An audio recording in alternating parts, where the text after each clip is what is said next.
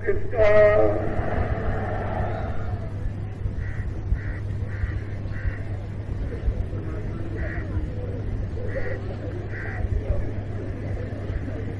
नर नारियों,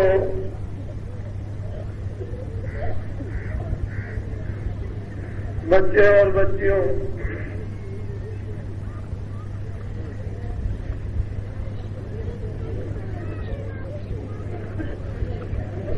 आज 16 दिसंबर 1983 का दिन है।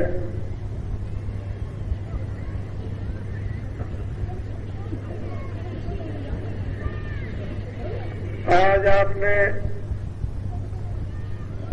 प्रातःकाल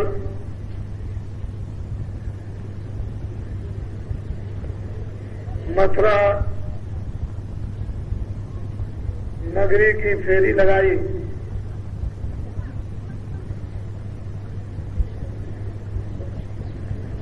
उनके देखने और आपके देखने से जो गत वर्ष फेरी लगी थी और इस फेरी में हजारों गुना भावनाओं का परिवर्तन देखने को मिला। समय तो अपनी रफ्तार से चलता चला जा रहा, वो किसी का भी इंतजार नहीं करता। जो समय के अनुसार वक्त के मुताबिक होशियार, चतुर, बुद्धिमान व अकलमंद काम करते हैं, वो इस दुनिया में सफल होकर चले जाते हैं।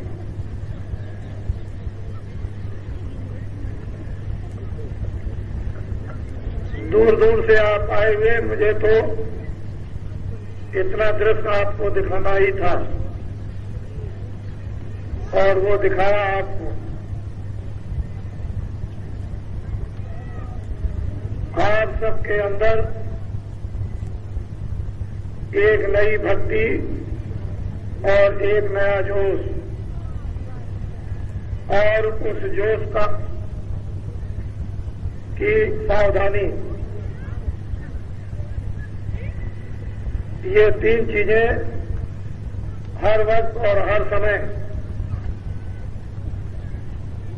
बढ़ना चाहिए। भक्ति भी बढ़े, भक्ति के अलग अलग और अनेक रूप हैं, और ये भक्ति जब पूर्ण होती है तो ये जीवात्मा मालिक में सतलोक में जाकर लय हो जाती है और अपनापन, इसमें किसी प्रकार का भी कोई रेशा और बारीकी इसके अंदर नहीं रहती, तब यही सूरत मालिक का रूप बन जाती है। वहां तक पहुंचने के लिए और मानवता पे खड़े होने के लिए एक तो भक्ति आपको मानवता पर खड़े होने के लिए विभिन्न प्रकार से आपको करना है, और मानवता पर आप खड़े हो गए तो दूसरी भक्ति आत्मा को जगाने के लिए प्रारंभ करनी है, और इसके भी चैतन्यता के अनेक रूप हैं। मानवता की भक्ति को मानवता पर आने के लिए अनेक रूप, आत्मा को जगाने के लिए और आत्मा की भक्ति मालिक के पास पहुंचने के लिए बहुत रूप। नित्य नवीन नया जोश, नित्य नवीन नई भक्ति, नित्य नवीन नए दर्शन और नया श्रवण, कानों से सुनना। अगर इसी रूप में लगे रहे तो राजाओं के त्याग का इतिहास खत्म हो जाएगा। वो उस जमाने में जो त्याग किया वो अलग है और इस जमाने का अलग। ये त्याग इस जमाने का बहुत ही उच्च कोट का प्रशंसनीय और आदर्शपूर्ण वो त्याग और था। अब त्याग उस त्याग की अलग क्रिया थी, अब के त्याग की अलग। वो वक्त बलिष्ठ था, ये वक्त जर्जर। वो वक्त ईमानदारी, सत्यता और सदाचार का, ये वक्त झूठ और छल कपट और बेईमानी धोखेधड़ी का। उस वक्त की इतनी महिमा नहीं होगी जो इस वक्त की होगी। हर सत्संगी को, सत्संगी और सत्संगिन व बच्चे और बच्चियों को नई भक्ति, नया जोश जगाए रहना चाहिए। ये नहीं कि हम पुराने हो गए, 2 बरस, 4 बरस और 10 बरस के, ये नहीं। जब तक अंतिम सांस रहे तब तक एक नया नवीनतम जोश और नई श्रद्धा, नया प्रेम, प्रतीत और नया विश्वास, ये जीवन में इन सब शारीरिक खेल तमाशों को खेलते हुए होशियारी, सावधानी, सचेत होकर जब चलते चले जाओगे तो फंस नहीं सकते हो, उलझ नहीं सकते हो, धोखा नहीं खा सकते। आप ये बताओ कि आपको कोई 1 लाख रुपए दे तो धर्म छोड़ दोगे? नहीं। तो 1 लाख की पूजा नहीं होगी, 1 लाख के त्याग की पूजा होती है। लाख की पूजा नहीं, लाखों और करोड़ों तो बहुत लोगों के पास है, उसकी पूजा नहीं, त्याग की पूजा। लोग बहुत आपको प्रलोभन देंगे कि हम तुम्हारा ये काम कर देंगे, हम तुमको लाखों दे देंगे, हम तुमको ये पद दे देंगे, हम तुमको दुकान दे देंगे, हम तुमको खेती दे देंगे। ये सब देने के बाद आप धर्म छोड़ दोगे? ये बात, ये सब चीजें जो प्रलोभन में आती हैं, ये तो यहाँ की हैं। और अगर वो देवता जो बांटते हैं वो जब देने लगेंगे तो ये मालूम होता है कि मुल्क का धन सब दे रहे हैं, सब कुछ दिया जा रहा है, कुछ बाकी नहीं रखते। छोटी चीजों में मत फंसना, बड़ी चीज के सामने छोटी चीज में मत उलझना। जो छोटी चीज में उलझते हैं वो आगे नहीं बढ़ते, और जो राज में फंस जाते हैं वो आगे नहीं चलते हैं। जो राज को त्यागते हैं वो तपस्वी होते हैं, सिद्ध हैं, और सिद्धता को जो त्यागते हैं वो योगी होते हैं, और योगियों को जो त्यागते हैं वो योगेश्वर होते हैं, और योगेश्वरों को त्याग दें तो साध बन जाते हैं, और इसको भी त्याग दिया जाए तो संत होते हैं। छोटी चीज के लिए फंसना नहीं। नया जोश, नई भक्ति और नई श्रद्धा, इसको बराबर जगाते रहो। ये एक प्रकार की अग्नि है और जलती रहेगी, बुझने नहीं पाएगी। तो जब चाहोगे तब इससे काम ले लोगे। आज 16 दिसंबर है, गुरु महाराज की पुण्यतिथि 15 को समाप्त हो गई और अब 16 लग गई।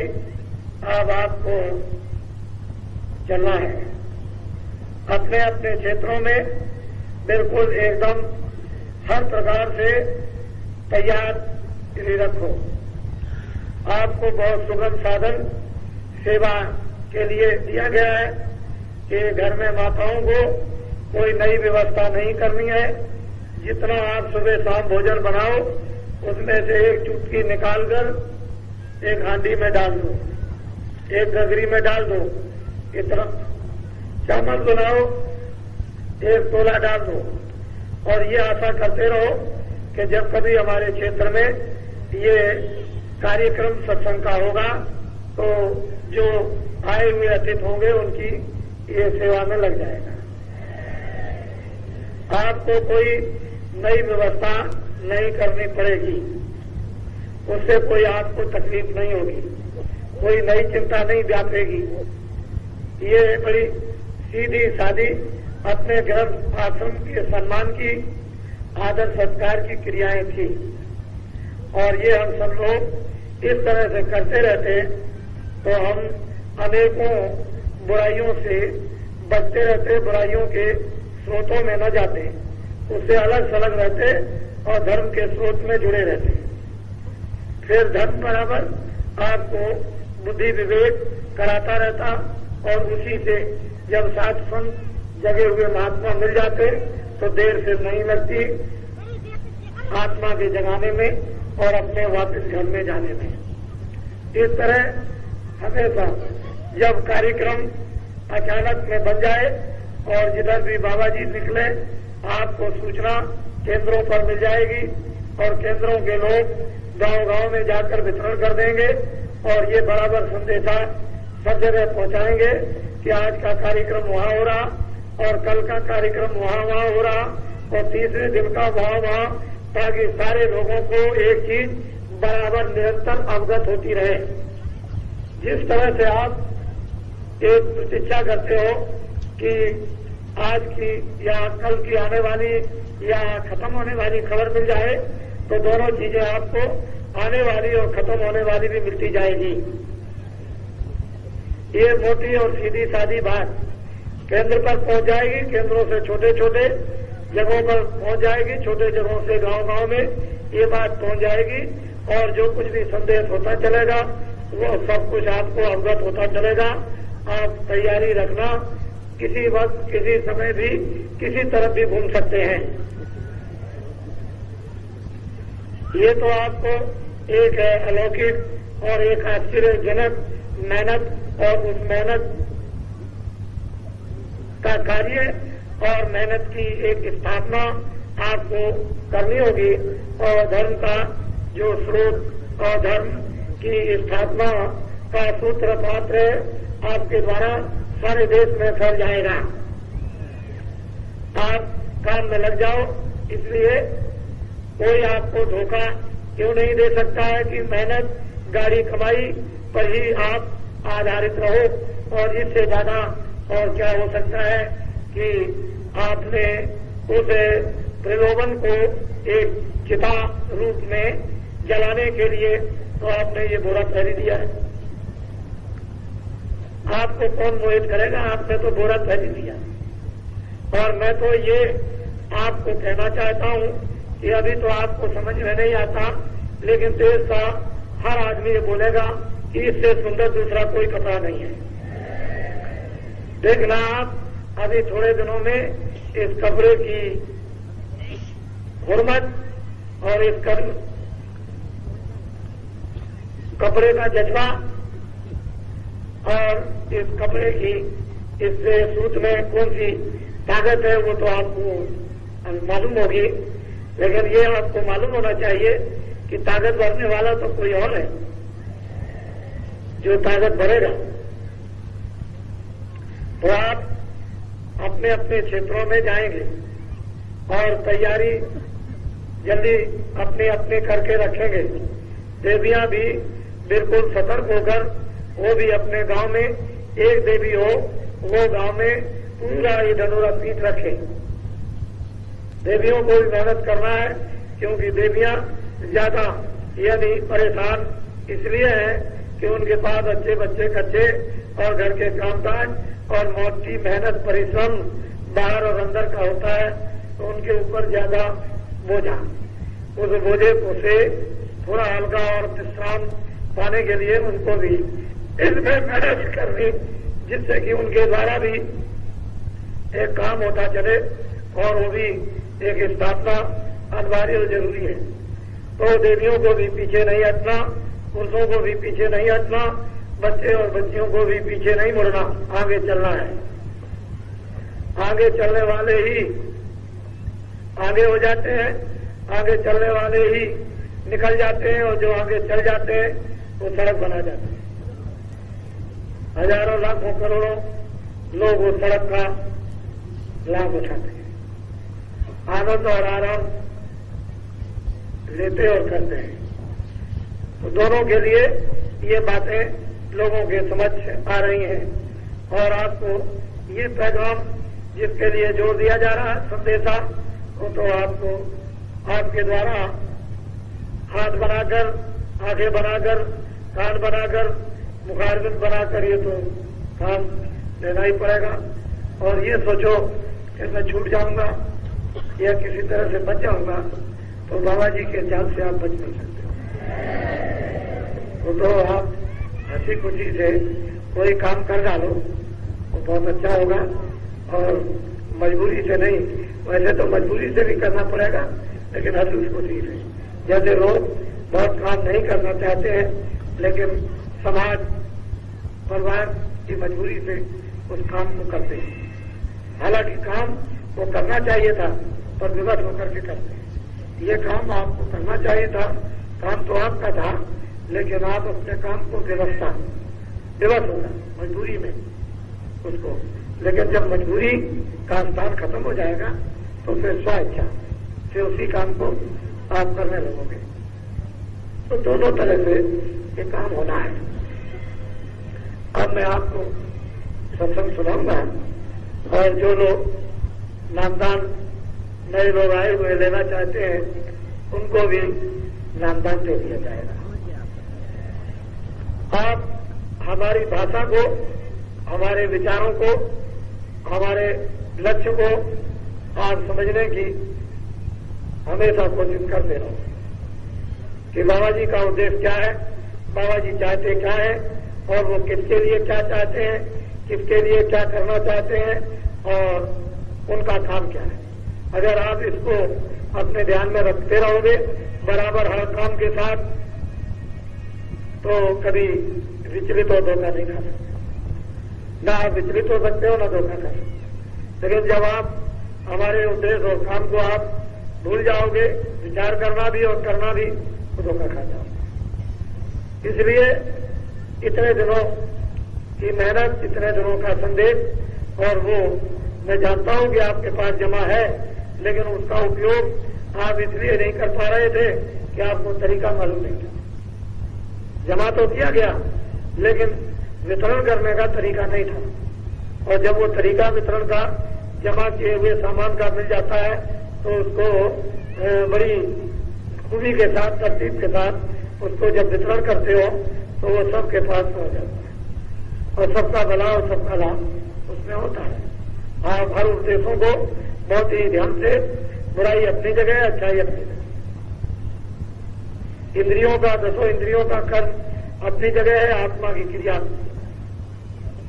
इंद्रियों की वासनाओं का स्थान अलग है और आत्मा जहां बैठी है उसकी चेतनता, उसका प्रकाश अलग है।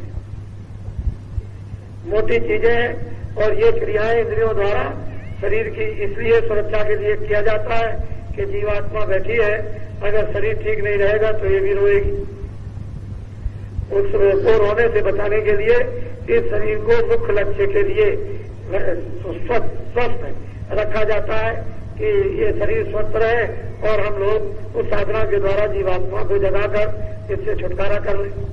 और शरीर के द्वारा ही जीवात्मा का जब ही छुटकारा हो सकता है जब शरीर स्वस्थ रहे और महापुरुषों की कृपा और द्वार और दरवाजा रास्ता मिल जाए, वेद हम पा जाए, तब तो ठीक है।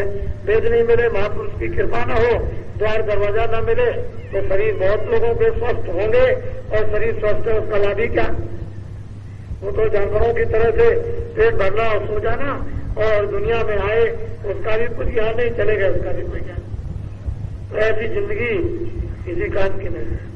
मनो शरीर ये भाग से मिला है, इसके लिए अभी तक किसी किताब ने और किसी महात्मा ने नहीं कहा। मैंने इसका ढंढोरा आपके बिल्कुल स्पष्ट से जागृत विवेक में पीटा है कि मनुष्य शरीर एक किराए का मकान है। ये मकान आपको दिया गया अच्छे बुरे काम करने के लिए, पूरा अधिकार आजादी दी है, अच्छा और बुरा सब कर सकते हो, लेकिन उसका कर्म आपके हाथ में भोगना नहीं, वो दूसरे के हाथ में है। उसका आपको इंसाफ जब कर देगा तो भोगना आपको पड़ेगा। कम करने में स्वतंत्र, फल भोगने में स्वतंत्र। इसलिए किराए के मकान से वो काम करना चाहिए जो हर तरह का लाभ उस जीवात्मा को, सूरत को। तो ये और किसी ने इस आसानी और सरलता से लोगों के कानों में ढंढोरा नहीं पीटा कि मकान भाड़े का, ये मनुष्य शरीर किराए का, इसे आपको खाली करना है। और फिर ये जब खाली हो जाएगा तो ये माया की छाया है, इसे आपको जलाना है। और इससे संबंधित जो भी आप माया मानते हो वो सब यहाँ पड़ी रह जाएगी, उसमें से आपका कुछ भी हक नहीं। ना आपके साथ गया, ना उसने आपकी मदद की। आपके घर वाले जो माया के उस पर्दे में रहते हैं वो भी कुछ नहीं कर सकते। तो ये बात मोटी है, काम करना अपनी जगह है, और वो ज्ञान जो बुद्धि का उसको अपना उपयोग में ले लो, काम में ले लो, और इन कामों को अंतिम तक समाप्त करो और असली काम अपना बना लो। तो इसी समय में और इसी श्वास के अंतर आपको अपना काम इधर का उधर का सब बनाना है। छोड़ना कोई काम नहीं, छोड़ने का नहीं, काम बना लेना। इसलिए आपने सब कुछ देख लिया, जो आपको देखना है उसे देखना चाहिए। तो मैं अब सत्संग कुछ आपको सुनाऊंगा। ये भी सत्संग है, इसकी भी जरूरत और आवश्यकता है। वैसे आप आज से जाना प्रारंभ कर देंगे, और मैं ऐसा समझता हूं कि सब लोग जाए तो सुविधा सबको ट्रेन और बसों की नहीं मिल सकती है एकाएक, तो आगे पीछे आज और रात में सुबह जाएंगे, लेकिन सत्संग कल तक का है। कल के बाद सत्संग के विचार समझ जाएंगे, और एक जगह पर जो थोड़े लोग रह जाएंगे उनको सुना दिया जाएगा, और बाकी अब चलते चलो और उधर का अपना विचार मोड़ दो। उधर से इधर जाए, उधर से उधर चले जाए, और इधर से उधर से इधर, और दोनों को मोड़कर उधर अपने घर की तरफ चलना। तो घर में तो चलना ही पड़ेगा आपको। अब आपको कुछ सत्संग सुना दूं उस जीवात्मा के संबंध में, आपको सुना दिया जाए। आप जिस मनुष्य शरीर में बैठे हुए हो, ये तो 5 तत्वों का है, जल, पृथ्वी, अग्नि, वायु, आकाश। इनमें से कोई भी मसाला कम हो जाए तो शरीर अस्त व्यस्त हो जाएगा। जैसे आंख नहीं, पैर नहीं, हाथ नहीं, बुद्धि नहीं, पागलपन, कोई भी तत्व की कमी हो जाए, जल तत्व की, अग्नि तत्व की, वायु तत्व की, आकाश तत्व की, तो ये शून्य हो जाता है। जैसे जानवरों को बोध नहीं आगे पीछे का, लेकिन वर्तमान का उतना ही उनको बोध होता है जो सामने, उसके आगे बोध नहीं। वैसे भूख का तो सबको बोध है कि कुछ मिलना चाहिए, घास पात, भूसा, रोटी राटी कुछ, इसको तो जानवरों को भी बोध है, और उस बोध के लिए वो मारे मारे फिरते हैं, और आप भी मारे मारे फिरते हो। लेकिन जब 5 तत्व में कोई कमी हो जाती है तो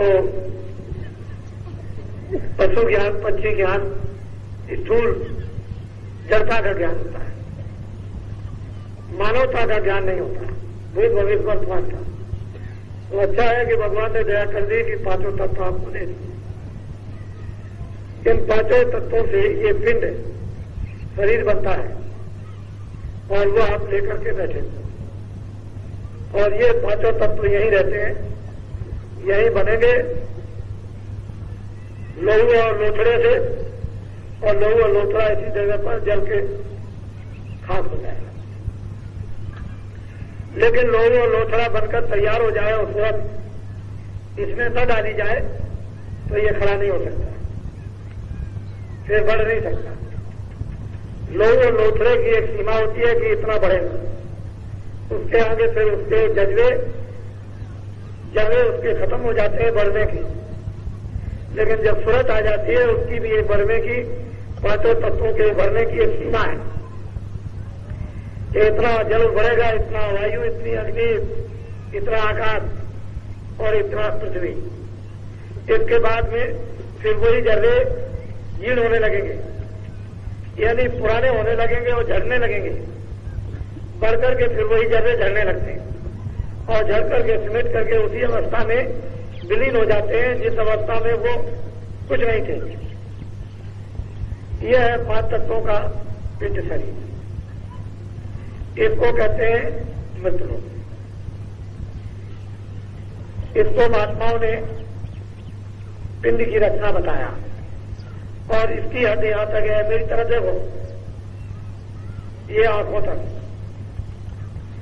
ये जितना भी खुली आंखों से जो दृश्य दिखाई देता है और मन आंखें देखकर मन भोरा बन करके इनका रस लेता है,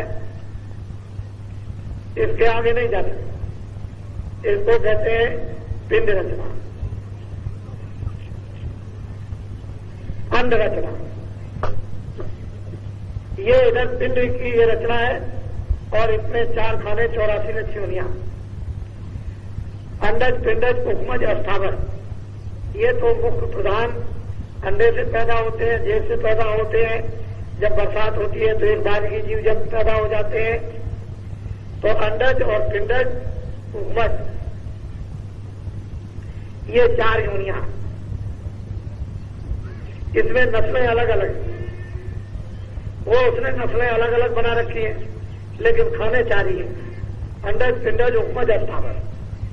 अस्थावर उसको कहते हैं जो पेड़ आज वृक्ष हजारों वर्षों से खड़े हुए हैं, ये उनमें भी जीवात्माएं डाल दी जाती हैं। जो अंडे से पैदा होती है वो अंडज कहलाती है, जो जेल से पैदा होती है और जो बरसात में पैदा होती है उपमज कहलाती है। तो अंडज, पिंडज, जेल वाली पिंडज और अंडे वाली अंडज और उपमज वाली बरसात आदि में, और अस्थावर जो वृक्ष आदि। इन 4 खानों में जीवात्माएं सबसे पहले मनुष्य शरीर पा चुकी थी। जब उन्होंने इस योनियों का निर्माण किया तो कर्मानुसार से उनको यहां से शुरू कर दिया भेजना, और भेजते भेजते इतनी जीवात्माएं वहां पहुंच गई कि जिसका कोई हिसाब नहीं। और ये मनुष्य शरीर उधर से घूमकर इसलिए दिया जाता है कि आप ऊपर निकल जाओ, क्योंकि ऊपर से आए हो तब मनुष्य शरीर मिला था सबको। न पिंडज था, न उपमज, न अस्थावर, और इनमें 4 योनियों में से कुछ नहीं था। फिर नीचे नस्लें कुछ नहीं थी, मनुष्य शरीर था। और जब तक ये मनुष्य शरीर कर्म नहीं बने थे रही और वापिस सूरत हो गए, अपने घर में पहुंच गए। बाद में विधान बन गया, विधान बनने के बाद बस फिर ये अलग अलग योनियों में भेजने लगे, उसमें योनियां बना दी गई, उसकी सजा, उसके सजाकार तैनात कर दिए गए, वो सजा देने लगे और भोगने लगे। महात्मा उपदेश करने लगे, ये मत करना, ये करोगे तो ये हो जाएगा, आप उसको भूलने लगे। ऐसे चलते चलते ये आपके सामने दृश्य आ गया। अब आपको ये अवसर मिला है कि इसको पा करके आप वापस अपने घर में नीचे मत जाओ। तो ये तो